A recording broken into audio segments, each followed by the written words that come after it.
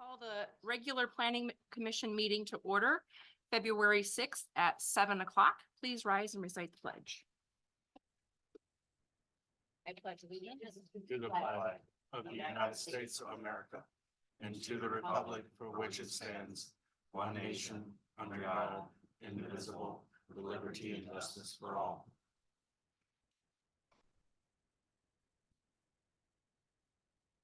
Right, so the first order of business that we have is to issue oaths of office for Miss Rose Powell, Mr. Clint Conley, and Mr. John Nixon. If you would, please rise and I'll issue all of your oaths at the same time.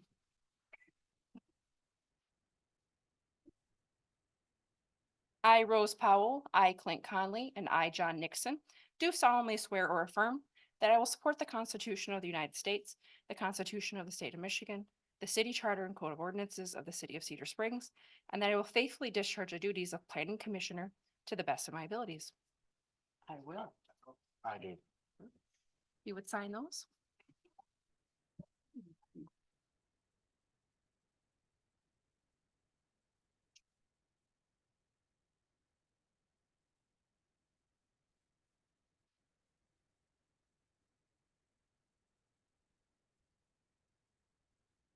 I will now open the floor for nominations for chairperson. Are there any nominations? I would nominate Clint Conley if he so wants it. Mr. Conley, do you accept your nomination? Yes, but at the same time, I want to make it clear that if anyone else wants a turn, I would not be bothered by that at all, so don't feel like you're hurting my feelings. Please pick someone else. I mean. But I'll take it. Otherwise. Are there any other nominations? Any other nominations? Hearing none, I'll close the floor for nominations. Is there any discussion? Clint does a great job.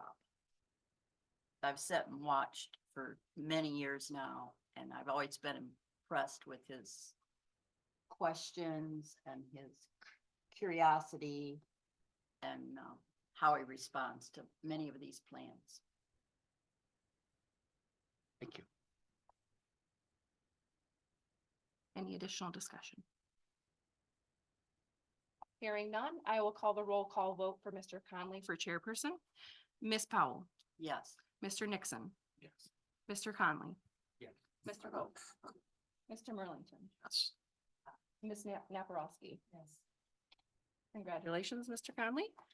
Motion carries. I'll issue your oath.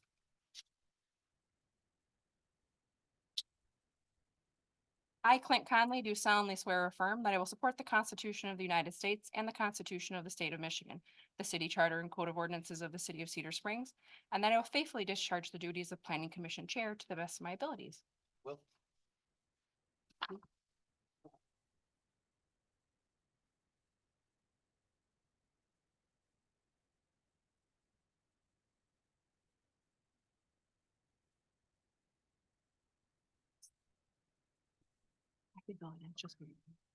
Now I'll turn the meeting over to you. Thank you. So I will open the floor then to nominations for the vice chair.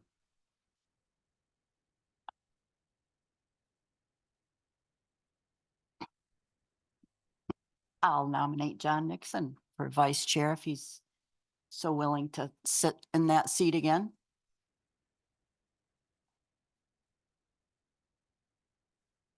Oh, yes. Sorry. Are there any other nominations? Any discussion? Thank you, John, for accepting that nomination. Okay, with roll call vote for the nomination of John Nixon for vice chair. Mr. Hoag? Yes. Mr. Merlington? Yes. Ms. Naprowski? Yes. Mr. Nixon? Yes. Mrs. Powell? Yes. And Mr. Conley also votes yes. So you're vice chair again. So I'm gonna take a lot of it too.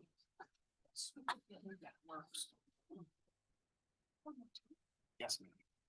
I, John Nixon, do solemnly swear or affirm that I will support the Constitution of the United States, the Constitution of the State of Michigan, the City Charter and Code of Ordinances of the City of Cedar Springs, and that I will faithfully discharge the duties of Planning Commission Vice Chair to the best of my abilities.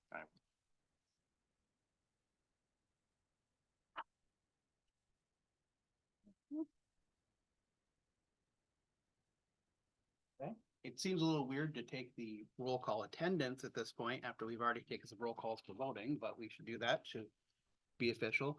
Mr. Hall is not here tonight, as far as we know. We will hopefully see him later. Mr. Hoag, Present. Mr. Merlington, Ms. Naprowski, Mr. Nixon, Here. Ms. Powell, Here. and I also, Mr. Conley, am here. And we also have with us tonight, we have Della Falcon and Andy Moore. And of course, we've already seen Rebecca Johnson in her role tonight, so we'll move on to motion to approve the minutes of the regular meeting, December 5th, 2023.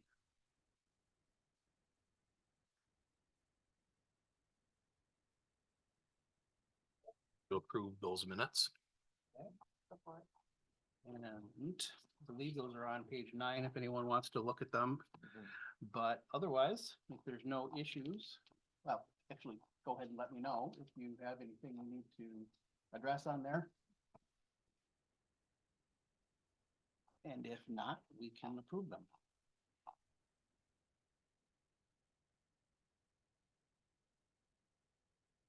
Do you need a motion to approve?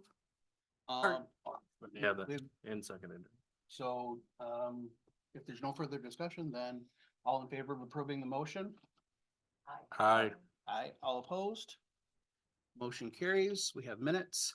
Next, we need to look at tonight's agenda. Of course, that's typically page 1 of the packet. Is there anything on here we need to address before we can approve that tonight?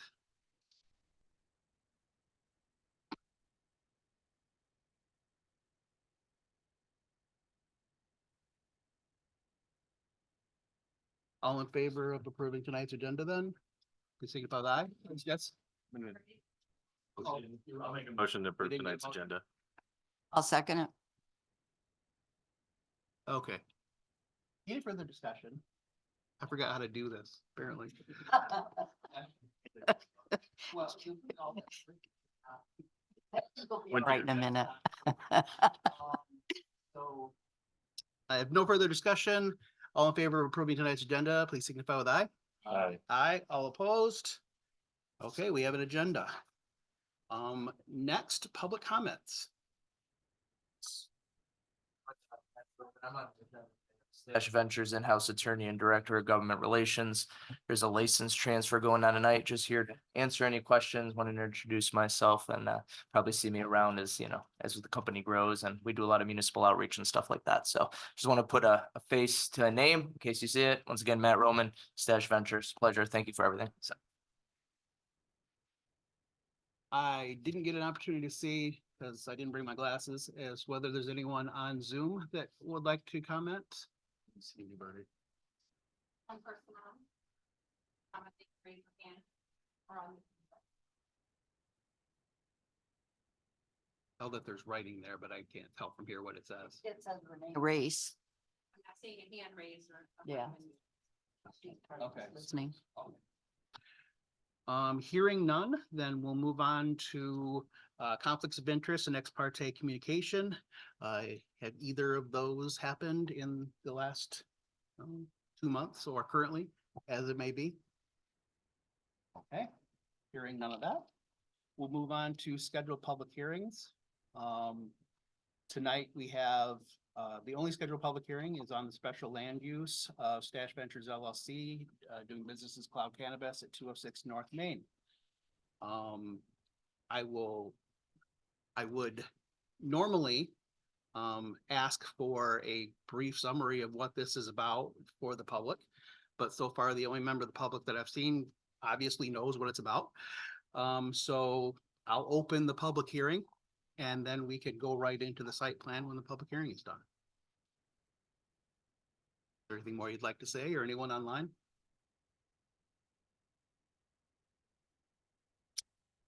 Hearing nothing, I'll close the public hearing. Could I say something? I was wondering about the, I don't know how to put it, venue for consumption. I don't know what you call that. And a, station for marijuana activities, which are not allowed by our ordinance. Can you address that? You know, how it got on your application? That application is marijuana retail. Okay. For dispensary, we don't have any. Right. I did see it on there, though. It's listed on there. I saw it too. I had a question about that too. If you guys were gonna open like a bar or something. I know that's- It's prohibited by ordinance, you know, it could be just clerical error. I'll check with our licensing person on that. But at this point in time, There's no consumption law or anything like that. You're taking over the existing building, the Cloud Cannabis.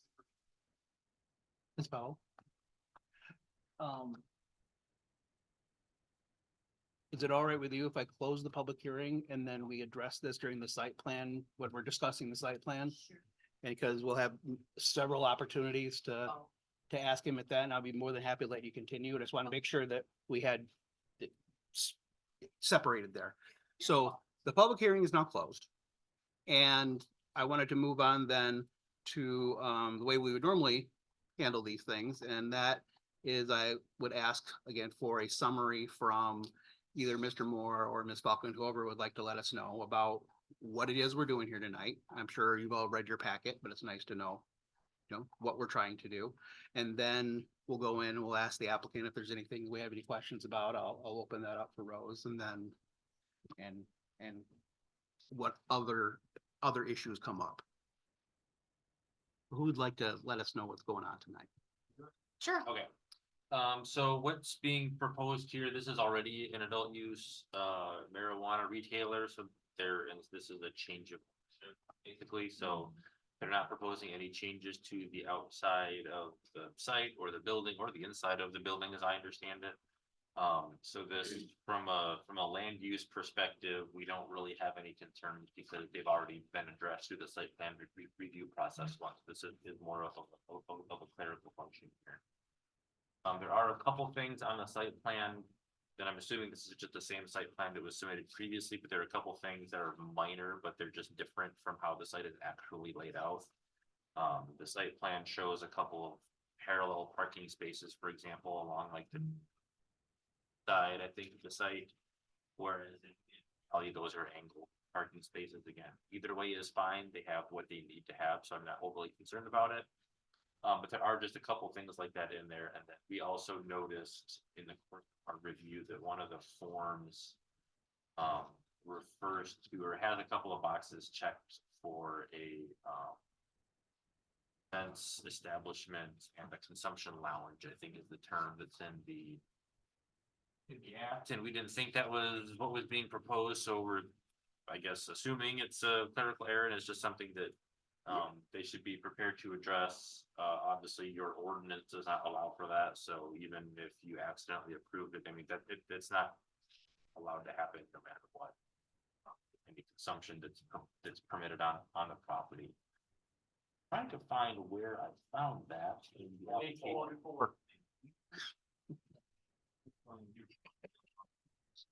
We're right there.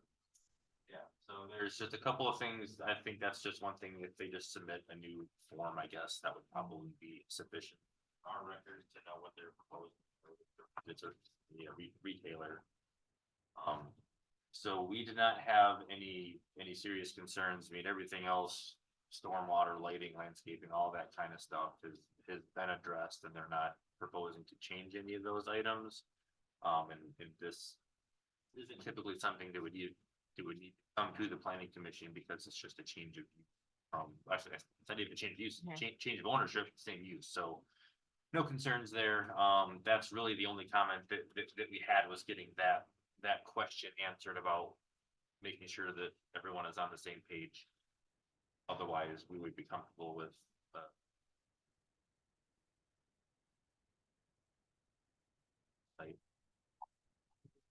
application, we spoke with our tax our licensing person, it's in the state. You can submit a new form for you, I'll have her send it over. So Ms. Powell, based on what we've just heard, did you get your question answered or is there more you wanted to ask? Yes, I did. Thank you. Okay, Do the retailer, right? I'm assuming. That's a state of Michigan thing too, like, I mean, it doesn't really apply to us, right? That's state of Michigan approval that they need on that form, if I was looking at that earlier. Right, I mean, we have our ordinances in town that don't allow it, but. But that's me with the state of Michigan form anyway, so I don't know if we need to worry too much about it. Yeah, I don't Right. know that you do I just don't want, Yeah. and I mean, this is an extreme example, right? But I don't want someone claiming that some future owner or some other person claiming they were entitled to do something on that property that they're not entitled to do and claiming. Yep. Not a major concern. Any other questions from the planning commission? I did have a question. So with it going from one license to approving another license, where does that come into play with them being next door and now having a preschool, a GSRP program that's paid for by the state? Is that considered a school or not really? And how does that come into play in that situation? So the statute does contain a minimum requirement of like 1,000 feet from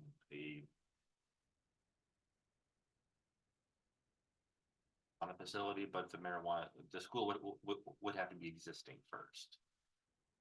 So in this case, I think the marijuana establishment was there prior to that land use. K through 12 school.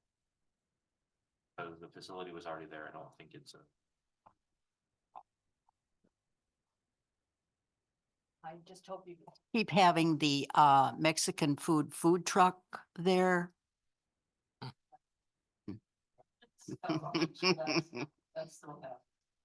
Thank you.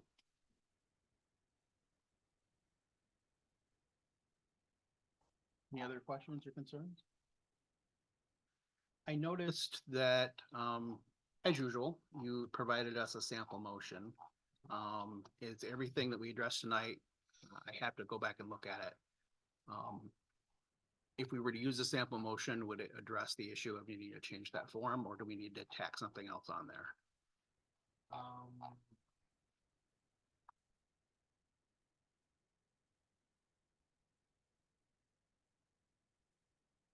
Sample motion is on 187 for those that. The motion only as an adult use marijuana retailer. And does not authorize a consumption lounge or an event organizer. If you wanted to add a condition of approval that specific. Adult use retailer was the only type of. Down there. Our rules stipulate that it's all we can have in Cedar Springs, correct? So it wouldn't, even if we did grant it, would be null and void anyways, right? Ordinance is super clear. That's why I thought when I was reading this afternoon that it wasn't gonna be a huge sticking point. Leave it alone. If you really wanted to cover your bases, you could add a condition, which is. Then only. Up to the maker of the motion. I had a question for the applicant. The locks and everything inside, you're leaving everything inside just as Cloud had it? All the locking doors, everything will be put away? Okay. That's fine. I just want to make sure that all the locks are still and all the doors, okay? It's something to do my due diligence. Of course, you probably know if it's been in the news that there's been some issues with establishments not properly destroying expired product or whatever it is that has to be gotten rid of. And I'm sure you have it in your plan somewhere, but could you just in a nutshell explain to us how your business avoids that issue and make sure that people aren't dumpster diving? Oh, yeah, I mean, for our stuff, I mean, we render it inert and all that when we get rid of it. So, I mean, you can look at our violations, we have like. So we're very, very, very strict on compliance. We have now 17 operational stores in the state, 3 grows and 1 processing too, and compliance is our main thing. We come from our backgrounds from the cell phone industry too, retail, so we're used to running larger businesses and more highly regulated markets. Other questions? And just for everyone, I'm just gonna leave a couple cards.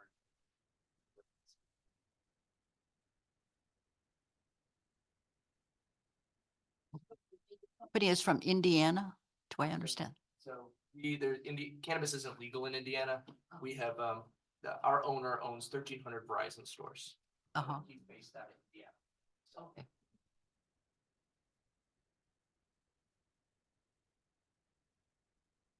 Okay. If there's no further discussion, I would take a motion, or I'll make the motion, or however you'd like to do it. I'll make a motion that we use this suggested motion from, Women Works to make, that they have put forward to us as our motion. I need to read the whole thing, I will. No, all right. I'll second it.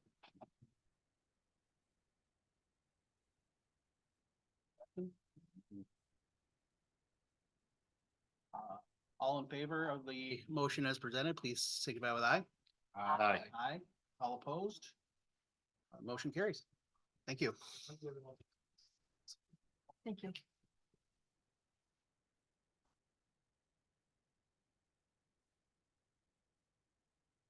Item 9, site plan reviews. There aren't any, other than what we just kind of did. And item 10, other business, the return of the sign ordinance. Adventure movie or something. I should have said it more. Ominously, actually, because that's what I was Yeah. intending to get across. Yes. Thank you. So we did not change anything between the last meeting and now. There was a couple things that I wanted to sort of think about a little bit over the last month, well, 2 months. Primarily as it related to temporary signs. With this being election, knowing that, we have some temporary signage in the city that pops up. Along the highway between here and 131 sometimes when people are hiring or whatever. It's something that I want to make sure that you're comfortable with that. After we look at it again, we did not make any changes to the ordinance. A couple things to point out is that you don't allow any kind of prohibited sign as a temporary sign. In the residential districts, I believe the maximum on square footage is only 12 square feet in total per lot. So when thinking about like political signs or something like that, they can have a bunch. Total cumulative area of all the signs on that property could exceed, well, that would include real estate type of signs or advertising for. That feels about right to me based on what a lot of other communities have done. I think your average political sign is about 1.5 or 2 square feet, so I mean that's getting up to half a dozen per lot, which again is fairly generous. Not outrageously. There's one issue not related to temporary signs that I wanted to give some more thought to. So we are anticipating a public hearing on this at our next meeting in March. And we recently had an issue with awning signs that I think that we'll need to give some thought to. And the issue was that in kind of applying the current standards for awning signs, the regulations kind of regulate the awning structure themselves in addition to this signage. And that proved to be problematic for us because as I kind of thought about it and tried to figure out what we needed to do, kind of realized that we need to, someone has an awning that doesn't have a sign on it, then none of these standards we have for awnings would apply at all. It's not a sign, right? So think I'm gonna need to make some minor adjustments there just in terms of area. We might end up at a later time amending a different section of the ordinance if we choose to regulate or think it's necessary to regulate awnings in terms of size and clearance height and how far they protrude out from the building and stuff. That's really the only other thing that we had, unless you guys have comments or questions, of course. Like I said, this is the same as what you saw before. I think we're pretty close. Or where we want to be in terms of getting it a little bit shorter, a little more readable and predictable and understandable for everybody with blocks of text. As if there are questions, I'll turn it back over to you, Mr. Chairman, if you have anything you want to point out specifically or ask about. My question is just to clarify, so do you need input from us on where to go on whether we're comfortable with the 12 square feet of temporary signs per lot so that you can put that to bed and move on, or are you still thinking on that? I'm comfortable with it. So so part of me is, yes, I'm asking if you're comfortable with it too. So temporary signs, one of the things that's interesting about your ordinance is that you don't require permits for them. And most of our client communities, if you want a temporary sign for now hiring or grand opening or something like that, you have to go in and get a temporary sign permit that says, I want to put up my sign on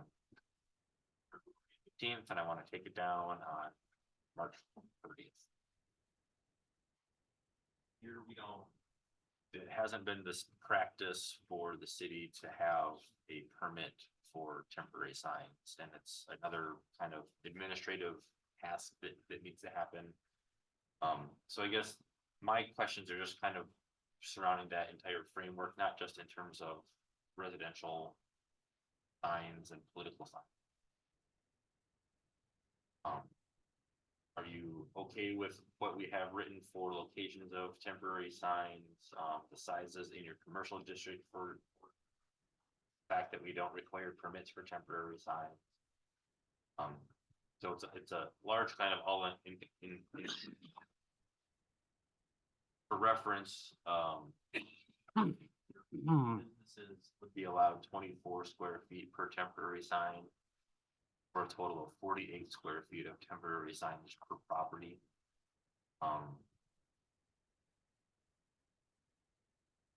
Can you give me the page you're looking at? It's on, in section 32-6.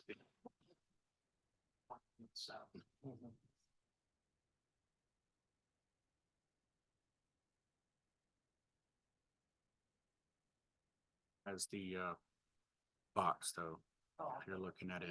Mhm.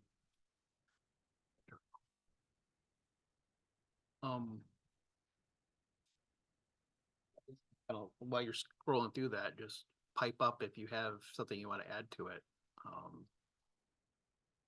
Yes. I just wanted a little clarification if Mr. Moore could. We do have our sign zoning permit, which does include temporary signs.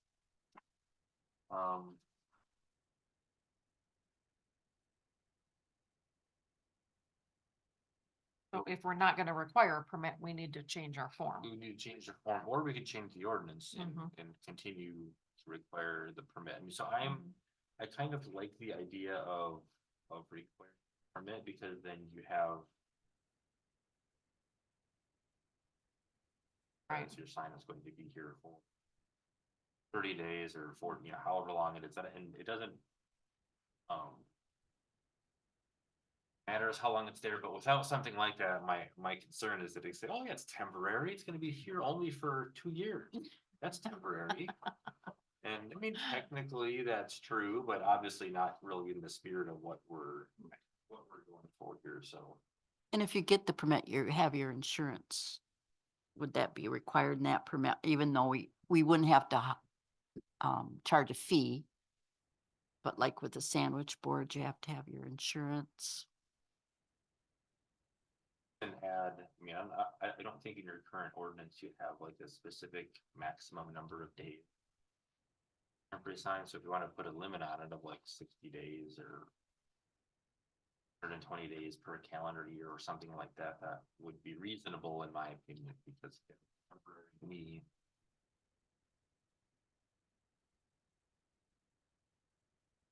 Not temporary to somebody else, vice versa.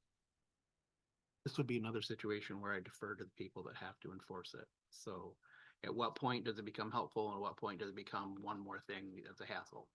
So,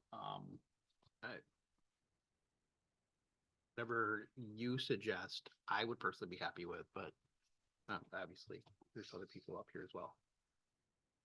Reasonable. Dykewell, Mr. Dykewell, remember he had his going out of business sign up for about 10 years. And he wouldn't sell anything. That was hilarious.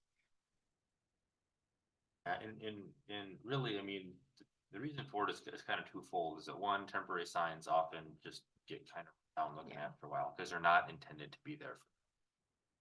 And then two, you know, we don't want that to be sort of a workaround that, you know, accidentally doubles how much signage everybody can have out in front of their business. Have a limitation on the size of your signs, so we can avoid clutter and traffic problems and vision issues for drivers, et cetera, et cetera. And if we temporary signage have, you know, add another 50 square feet per parcel to every. I want to have that sort of a recluttering effect of the highway that we're trying to. I think I brought it up last time we talked about the temporary signs. If we do it, if we do like a fee to do the temporary sign, can we also say like the library would be exempt from it, and maybe the school, because isn't the school do the same thing? So we could. Yeah. Well, that's right. That's right. That's what we talked about. But the library. They're, can too. That's what we discussed. they're governments, they're. Government entity. Okay. Government doesn't follow its own rules. Well, I just want to make sure I think I brought this up last time too, because I wanted to make sure, because I don't want to put anything more on the library than we, because I really don't. I love our library, and I just want to make sure that we're not, you know, putting anything more on them than we had to. Or the, what about the,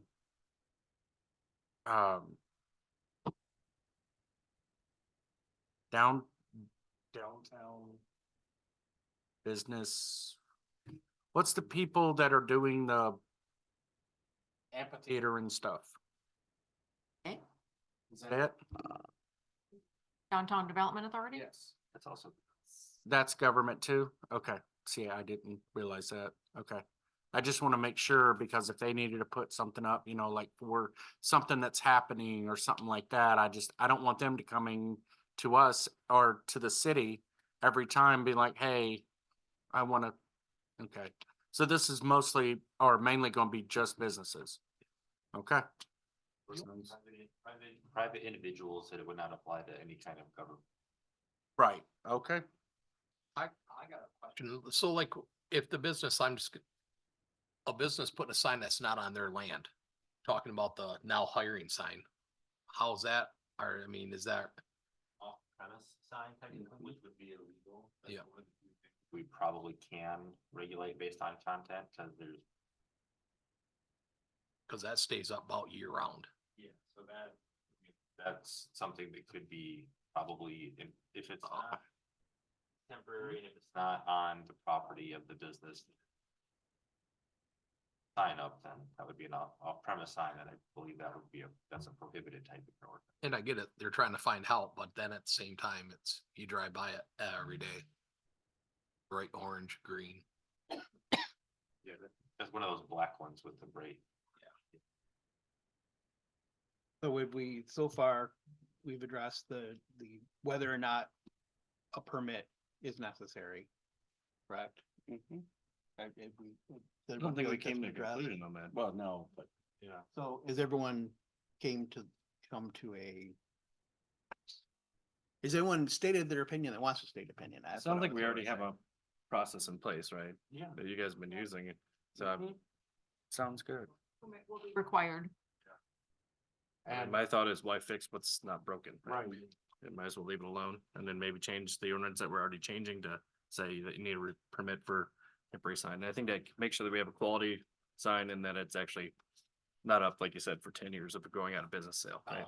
yes, Yeah. I like Mr. Moore said, Upper 60 limit, days. 60 days. what do y'all think? 60 days sound good or? Is there something with the current process that has a time limit on it or no? No, he said we don't have a time limit right now. Okay, none. Draft, it just says the zoning administrator shall have the discretion to be. The event that they're. No, no. Administrator's favorite language, if I had to take a wild guess. So we could just say. The temporary sign can be placed for not longer than 60 days at a time or 120 per calendar year or something like that. I like 60 days at a time. Yeah. That sounds good. Something more than that's not really temporary. Yeah. You know? Right, Right, right. doing the sale for 3 months, right? At least put a Thanksgiving one and a Christmas one, right? A question at the December meeting when I was here, when we talked about business putting their business advertising sign on a public street sign. I don't know quite how that works, but it happens. Yeah, Tying them to them or? at the corner of Main and Muskegon, there's the, Redbird sign and the brewery sign is attached to the speed limit sign. I think it's speed limit sign. I never knew how that could be allowed when we tried to get a church wanting to have their sign on one of our street signs and we wouldn't allow it. So there's something going on there. Little business signs, you mean, like they got on the highway, but we do have one in town. Couple, yeah. Right. Like a sign, so there are like directional signs that, like the MDOT would design and put up. That's probably what you're talking about. Dot signs, but I just didn't know how that worked. Yeah, so there, MDOT has a whole bunch of their own rules about that stuff and what kind of, and so that's like a traffic sign basically, even though. They have their own permitting process through that, and that would largely probably be considered a government sign because it's an MDOT. I know he had to get state permission or something. I just didn't realize he Yeah. could do it on the city. It's not common, but we see stuff like that every once in a while, and you're right, it's akin to the signs that you see out on, you know. Mhm. You thinking of the sign that has multiple businesses on one sign? Cause this is a separate sign that says Redbird, a separate sign that says CS Brewery. I haven't noticed them, I'll have to look. It sounds like it would be considered a government sign or under. Based on what you're describing. Pretty special. He had to cost him quite a bit, so. It's not that they're intrusive or I just didn't know how that could work. Yeah, similar to sometimes, there's another community that we know where they want to get one of their Pure Michigan ad things. Just before the stoplight. Deal. and that's when They pay the state to get those there. Oh, yeah, those are. You know which ones? So it's. Oh, yeah, those. MDOT road there? I mean, is that? It wouldn't be a number road. but it Kent would be a County Kent County Road road. Commission. So you've seen it because you're telling us about it, right? Oh, yeah, it's been there for years. I'm sure they're paying the county to have them there. I think he had to order it through the state or the county. Yeah, you know what you're talking. Doesn't ring a bell, but I'll also take a look.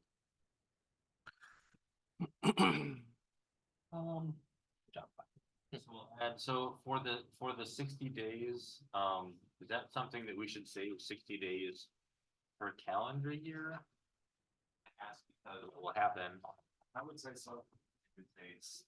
it'll be up for 60 days, they will take it out for a day and then I'll put it back up and restart it.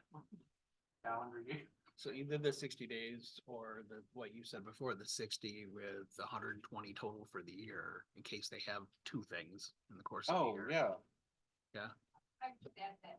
Think being a little more lenient and giving 120 days max, because you might have a presidential primary where you have election signs out, but then bring them back in November for the actual general election. But if you limit to just 60 days, you might have trouble for the entire count. I was just thinking 60 days at a time. I wasn't putting a limit to how many times they could put a sign up. I mean, part of that, Well, that's it, but I agree with the whole idea that if they've only gotta take it down for a day and put it right back up again. And they say they took it down for a day, I took a picture of the day I took it down and then put it back up again and your code enforcer didn't see it, so I could see that being a problem. with the permitting process, do they put any labeling on there that says, you know, the sign has to be taken down at a certain time point? Like a sticker or anything? If it's up to me, I'll put from whatever the date they want it. What's your 60-day time frame? Scan it in, email it back to them. This is your 60 days, boom. And they have to have it posted with the sign. Or at least stuck on the back of the sign or something. I mean, to me, that Yeah. stops that issue where you got an expiration date on the temporary sign that's approved. Can there be a waiver for election signs? That's government sign, isn't it? No, it's actually not a government sign. Political. So typically most communities just choose to not enforce them because they just don't want to deal with the by enforcing them. Except for there are communities that will aggressively take them out of rights of way. Yes. I mean, Our I know code I've enforcer gone will. to some other townships and they have stacks of them. Mhm. In the township hall, they've just been left in the right of way. Mhm. You can see some. So I'll say, fine, they're all going, it doesn't matter who it is or what it says, they're all gone if they're on public property. Or people would try to stick them on a township hall or a city hall property too, and really that's obviously, so. Those kinds of enforcement actions take place, I haven't seen frequently where a community has taken more aggressive posture towards people putting, you know, 50 of them in their own front yard or something. I mean, if it was really out of control, you probably could, but most rather not. Force on it unless it's an extreme.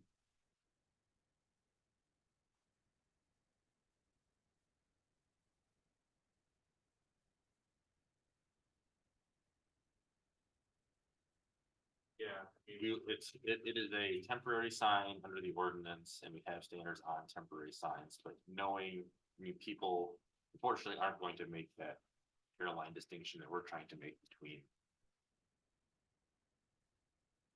Oh, you're just coming at me because I have all my Biden signs in my yard, or all my Trump signs in my yard.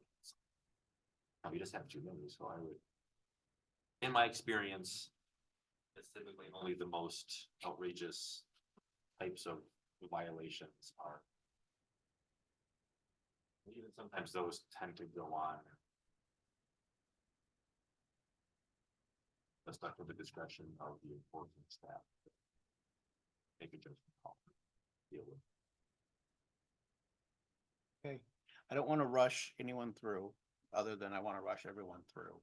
So, did everyone get their say on temporary signs and they feel like we're good? And you got what you need from us at this point? Yes, the only change, so I'm gonna add in what we've talked about tonight. I'll get you a clean copy for the next meeting, except that if I do anything with this awning sign thing that I was talking about, I will have those highlighted for you for the next meeting.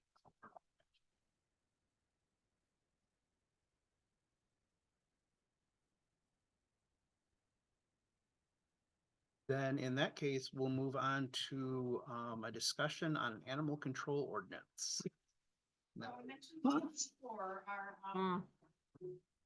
Cedar Springs is the only community left in Kent County that hasn't adopted the Kent County Animal Ordinance. So that's what we're trying to do. I sent our animal control ordinance to the city attorney. I apologize, I didn't send it to you. I wanted you to review it, but this is first reading. We still have plenty of time to make changes. And I did want to meet again with the lieutenant of Kent County that I met with initially, who kind of said, highlighted, these are all our ordinance, these are all in the Kent County ordinance, so you can get rid of all these. And then I just wanted to make sure what we wanted to keep, that's not part of the Kent County ordinance, is moved somewhere else in our code. So that was the proposed changes from our attorney.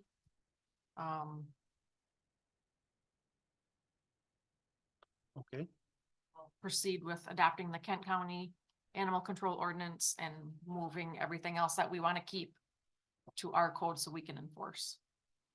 so what we're looking at here is, and I didn't quite understand, this is the stuff that's beyond Kent County's ordinance that we It's want to not- keep?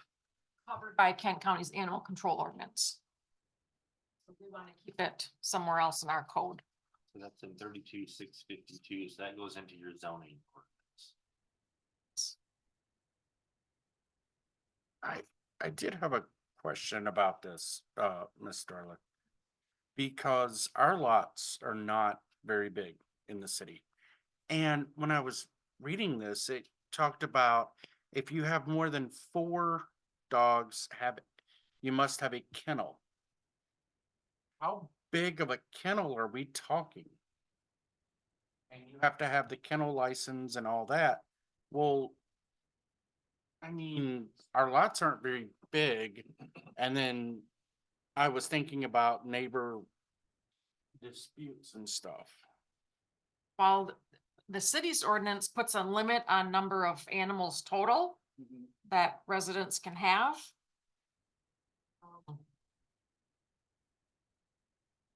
Did you see that in the Kent County section or? It's section B, or it's B2. And it says they need to seek a dog kennel license as an accessory use. So I'm assuming that's like, not just like you put up a kennel, but that you are Right. operating a kennel. And that's Kennel what license. kind of worried me. I was like, can people just go out and get a dog kennel license and put up a kennel in their backyard? Because we don't have very big I lots. think it would be subject to site plan and all that stuff Yeah. like we would normally. This language is actually, or this concept, I should say, is pretty typical. Most ordinances in zoning will say that you can't have more than like, 3 dogs or cats and, Mhm. certain inner animals inside your house. Yeah. And then if you want more than that, your only option would be to apply for a special land use permit or, then that would bump you up into being a commercial kennel. Then you would look at your zoning code to see in what district that's permitted. Probably only be permitted in like industrial or something. Okay. That gets you there, not just, Bob Smith down the street on his, 6,000 square foot lot could have 20 dogs and dog runs in his backyard, because that's obviously. Thank you. Cause I was reading that today and I was like, I don't like that. We could clarify that section a little bit to specify that it would be considered a kennel under the zoning ordinance. That would then trigger the person to go look for what district that's. Okay. Can I have 7 fish? I'm not gonna come count them, so. Looks like I can't. The only ones we count are dogs, cats, rabbits. Or outdoor pets or other animals commonly classified as pets, which are kept or housed inside dwellings as household pets. No person shall keep anything other than those. So I can't have anything other than those. I don't think Except people are worried dogs. about fish roaming out into the I- driveway biting the neighbor's kid. I think that's really what it goes after, right? If you got a So- pack of wild dogs so- running around the neighborhood, I'm not worried about a pack of wild fish running around. So some lungfish. Yeah, maybe, yeah. Mud skippers. I don't think they're that fast, though.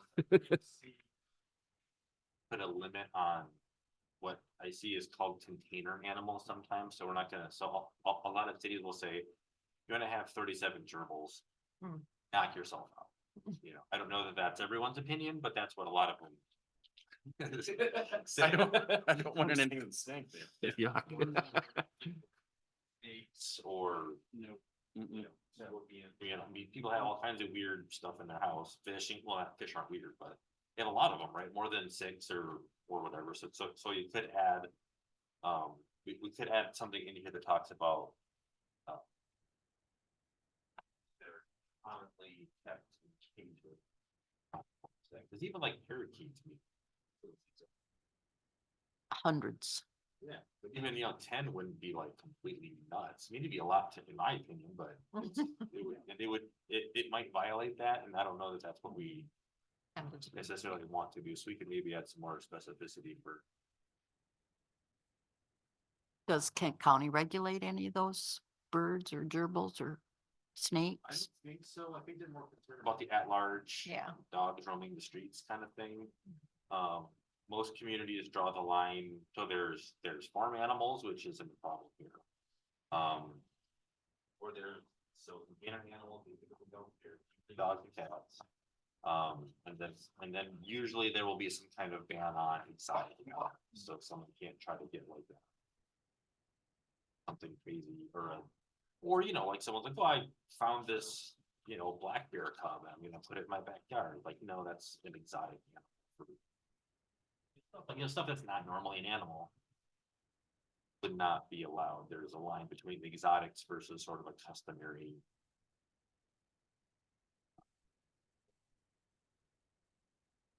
Let me ask about fowl on there. I know a lot of people like to keep chickens. I know roosters are the annoying loud ones, but I mean, Yeah, I know, but I'm asking about the Kent County ordinance. Do we know what that says?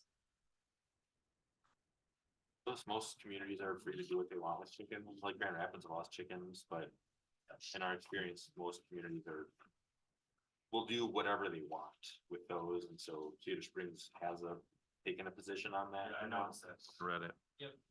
I was gonna say I could get chickens now because it says domestic fowl, which means, and it says as pets. I'm just gonna go out and pet them and name them.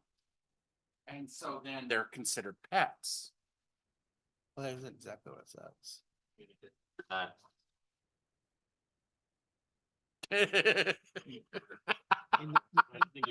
Yeah, this says you, not a pet anymore, because you're like, it's providing food.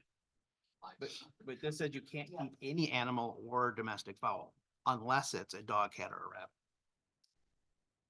That's.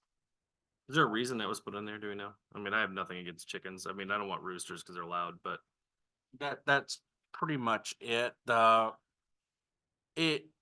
So this came up years ago and I still remember this, with the whole chicken thing. The noise was one of the big things and also the cleanliness.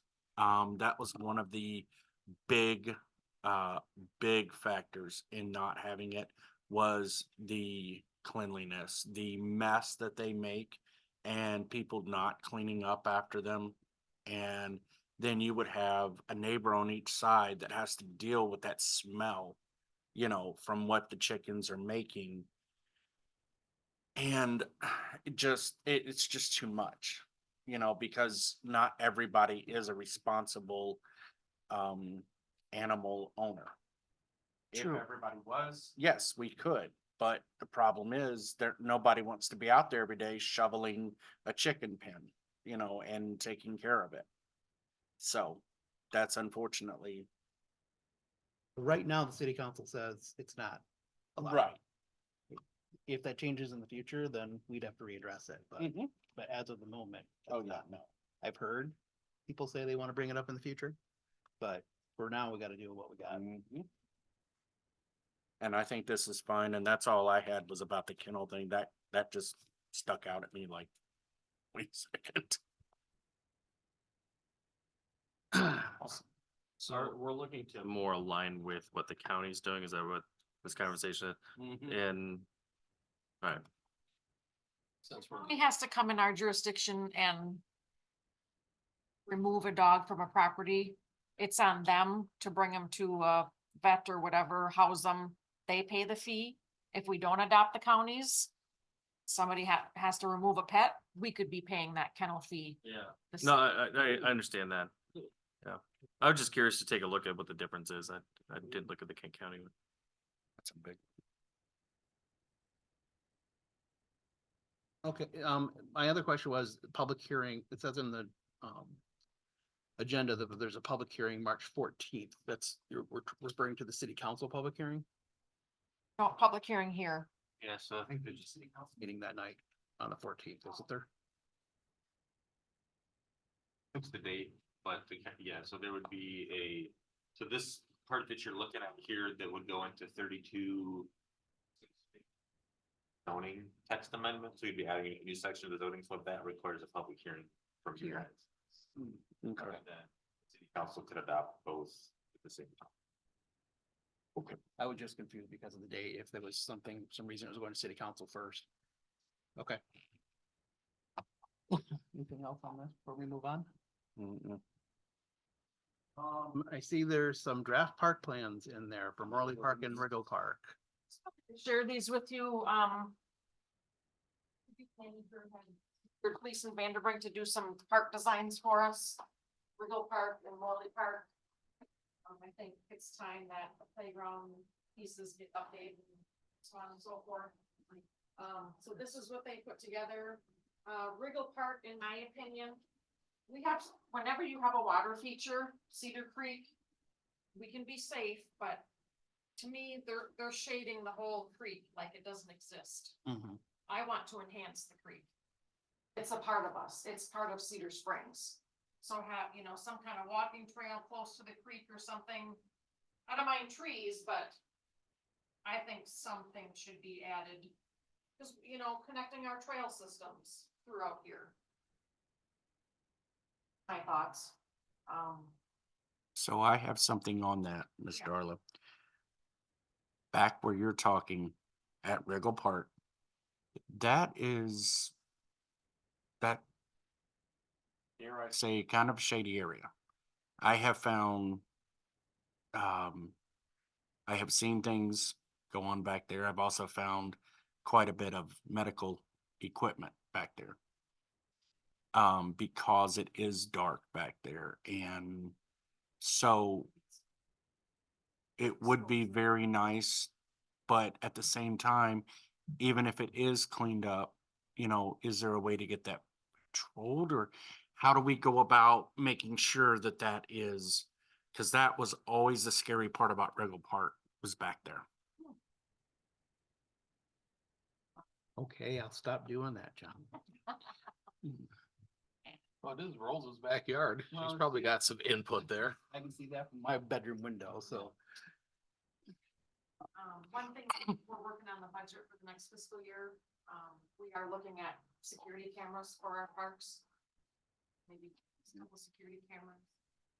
Here, a couple in Morley, not at the park we have, unfortunately, it's security cameras. If we open that up.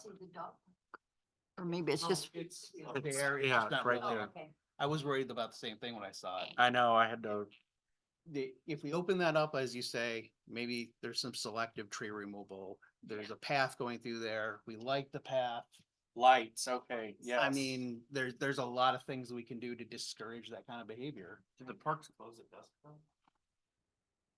I don't know what the park True. Rules are, I mean, I go down to that park with my dogs every once in a while and just let them run.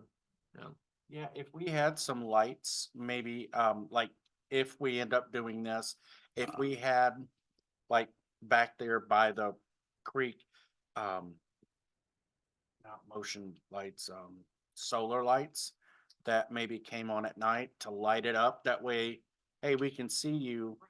It is south facing there, so it'd be easy to have in that rain. I think if we're gonna do lighting or something like that, I'd almost wanna ask law enforcement what they think would be a more of a deterrent rather than us trying to decide that. I have no clue. Right, I Well- think that's theirs. I mean, and Yeah. I'm a firm believer if somebody's gonna do something, they're gonna find a way to do it. Right. Right now, I think lighting it is gonna stop them from doing that. I just wanted to share the plans with. No, you. If I you love have them. Suggestions or anything? I've seen on the one for Gordon Park, they got like what, 2, 4, 7 trees in the parking lot? Horrible. Yeah, we're gonna put trees in the parking. Yeah. Like, I don't, Well, I think it's an island is what I took that as. yeah, which Yeah, is but horrible though. there's not enough parking to do that. Parking alley, you gotta think about the city's gotta plow Yeah, I it. know, and Parking, horrible. I watch the city plow it every winter and I'm like, how's that gonna work? Pickleball courts, those are Which very is great. popular. Yep, that's great. Are you still considering the old Speedway, property? We have an offer into the company right now. They Okay. haven't signed the purchase agreement, and sent it back to us yet. Because if, like, with this plan here, I think we discussed possibly putting in stairs from that property, I believe.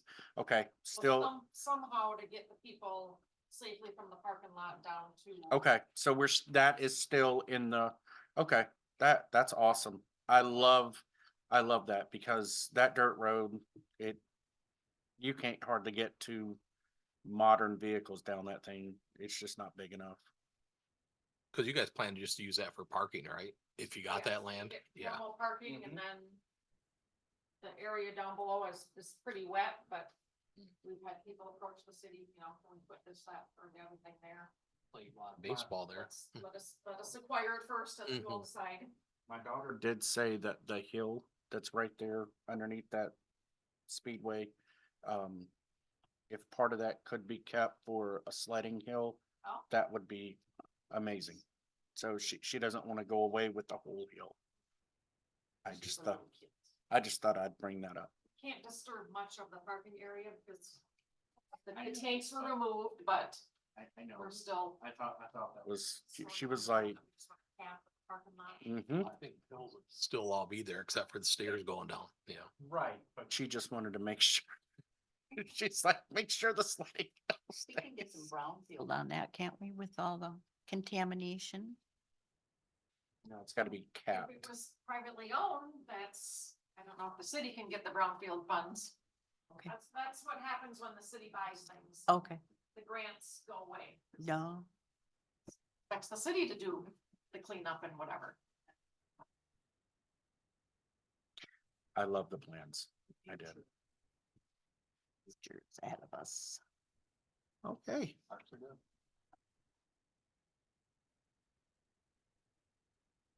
Then item D on other business, a joint meeting with Solon Township Planning Commission.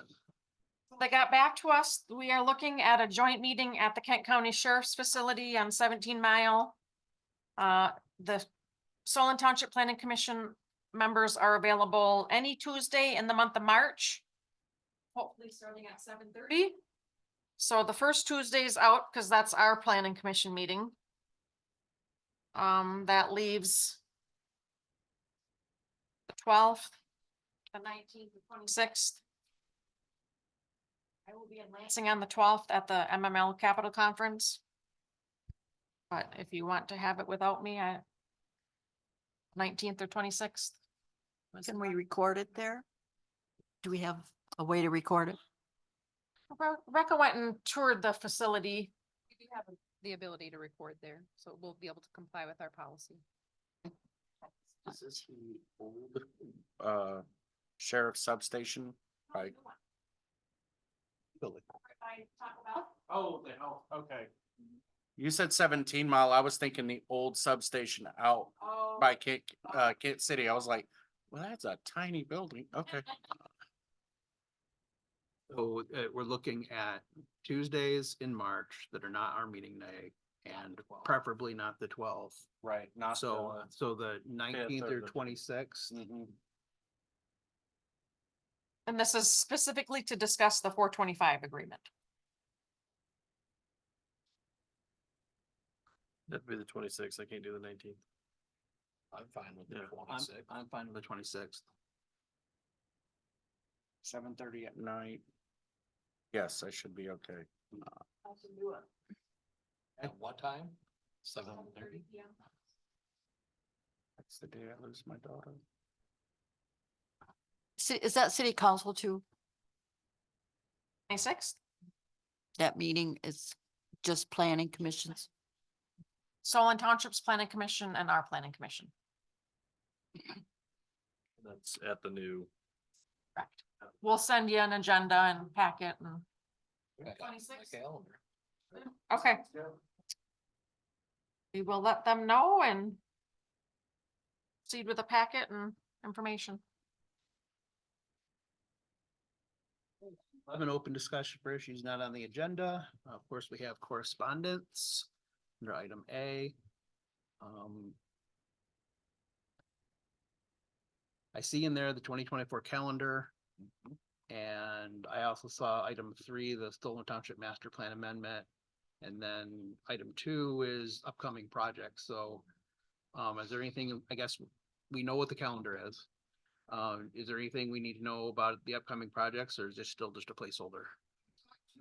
Dave Pronk from Vanderhyde Ford today, actually, he has his final plans all prepared back from his engineers. I said, we need them ASAP. Our engineer has to review for the stormwater drainage. And then Mr. Moore will look at the landscape plan and the lighting plan. I told him we already had a public hearing on it, June 6th, 2023. So depending on what they're proposing, we may need to have another, if they change things drastically, we'll hold another public hearing. If not, then it could, you know, depending on how quick the review is, it'll come to one of the next 2 meetings. They have not purchased 291 Main, the house that they need to purchase. They want your approval first, and they have communicated with the homeowner, and it's in the works, but. And Excavating, just FYI, the city's closing on that property, February 13th. So that's, they're donating a parcel to the city. They're doing a housing development in the middle, and then on the east end will be the new, well site for the city. So. okay. And then I see that we have the Solon Township Master. They're letting us know they're amending their master plan. Yeah, they're amending 17 mile between US 131 and Algoma Avenue. They have a proposed amendment. Just letting us know if we have any questions or comments, we can email them. But Mr. Moore was saying, once their amendments are created, they will send us the detail that, and we'll have a chance to review. Yes, so this is, Okay. the statute requires them to send a letter notifying you that they're going to be amending the plan. And then once the amendment is complete, they have to send you another letter that says, hey, our amendment is done. Here it is for your review. So there will be another letter forthcoming probably in the next couple of months. Lets you know what they're doing, and then you can comment on it or not.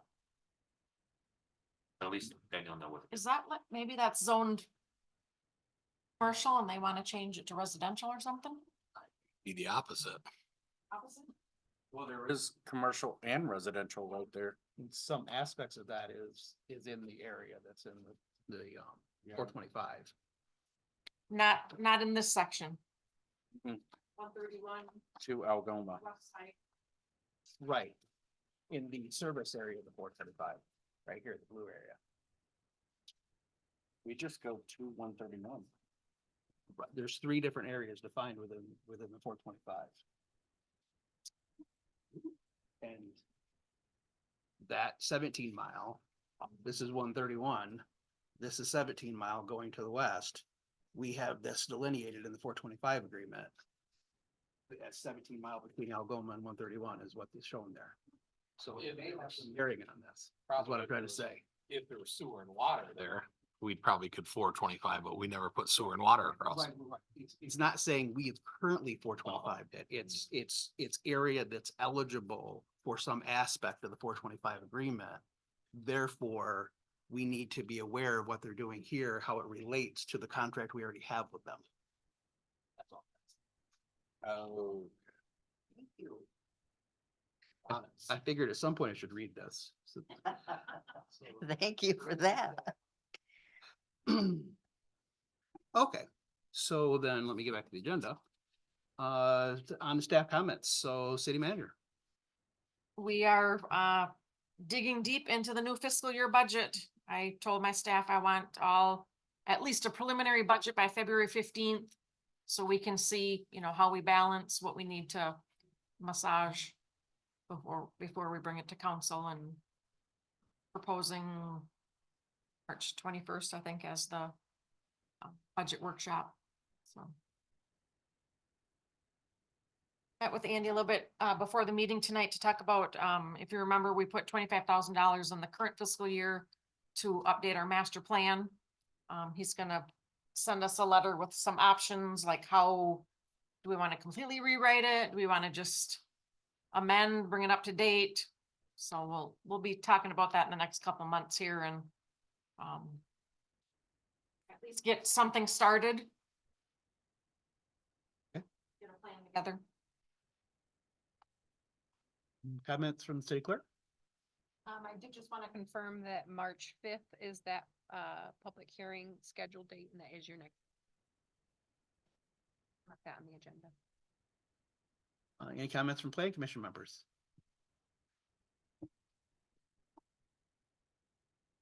Pleasure working with all of you guys. Not the 12th? Correct. Don't know. I put it on the wrong one. I would have missed one. And thank you for all your confidence in me, I think. So thanks for showing up for the meetings and continuing to do this. And oh, we have a city council representative again, so we need the report from the city council representative. Tell us everything. Well, I regret to tell you that because of a death in the family and a number of other things, I didn't get to last month's meeting. I haven't looked at it on Google. I'm just getting my mind back together. But there's a lot going on this month. So if you get a chance to read the agenda, it's some pretty important stuff. And then if I'm here next month, which I plan on, unless the perfect storm hits the Powell House again, then I will have a for y'all. And the report of the planning consultant. Nothing for you at this time. In that case, we're adjourned. That wasn't too bad. 72 minutes.